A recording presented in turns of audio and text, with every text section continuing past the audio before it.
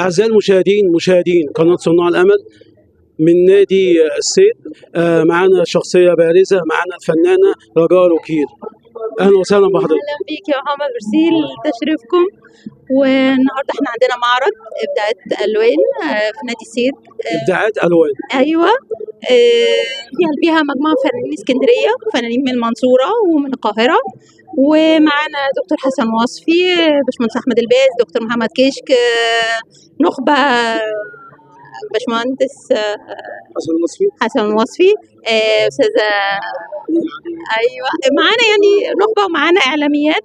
اتشرفنا النهارده اليوم، ويا رب المعرض يعجبكم باذن الله. فندم، مين الفنانين المشاركين مع حضرتك؟ معانا ممكن نقول فنانه اميمه سيد، معانا دنيا خميس، معانا اسماء الهريدي، معانا معالي، معانا محمود عطيان، معانا اميره احمد، ايمان سمير، اسماء، جودي حفيدتي، معانا رحاب عمر، معانا ايه برنوتي، دكتوره ايه، معانا باشمهندس احمد المرشدي، معانا عليا، معانا سناء سعيد، معانا رانيا الجندي، معانا فنان وائل السيد، ووائل السيد كومسيور معايا.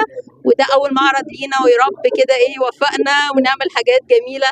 عاملين فكر جديد النهارده المعرض، يعني مش مخلينه كادر بقى الدرع طلعنا بره الكادر ده، عاملين برواز شكل جميل، صوره يا رب كله داخل الروعه.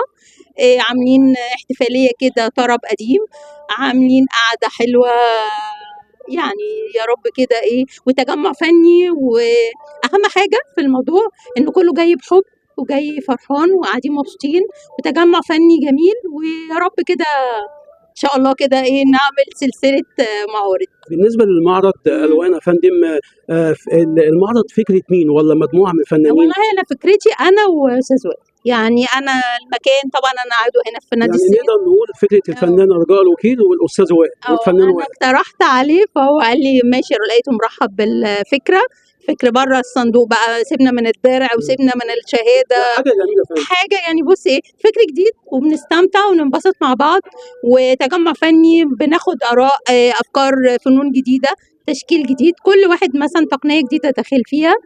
فيا رب كده يوفق يعني، نتمنى. والموضوع بعيد عن المكاسب والحاجات دي، بعيد عن الحاجات الربحية. ايوه بعيد عن الربحيه، ودي اللي انا بفكر فيها يعني. وفي مشروع ان احنا ورش بمدعمه برخيصه جدا، وهدفنا كله ان احنا نفيد الناس وننبسط، بس كل سنة حاجه مفيده. يا فندم، كل الساده الضيوف نظرهم جه على اللوح اللي موجوده وعلى البراويز اللي موجوده. قلت لك احنا خرجنا بره الصندوق، سيبنا بقى من الدرع النحاس والورق الشهاده. بس حاجه جميله فعلا، كل الموجودين يا فندم، كل الموجودين ملاحظين البراويز دي جميله قوي، شكل جميل. ايوه فكر جديد. فكره مين بقى؟ فكرتي انا ووائل، وكل معرض ان شاء الله عندنا كذا فكره هننفذها. المهم انت بتطلع بحاجه جميله بتحطها ديكور في بيتك، او بتهدي بيها الفنان او جاي مرحب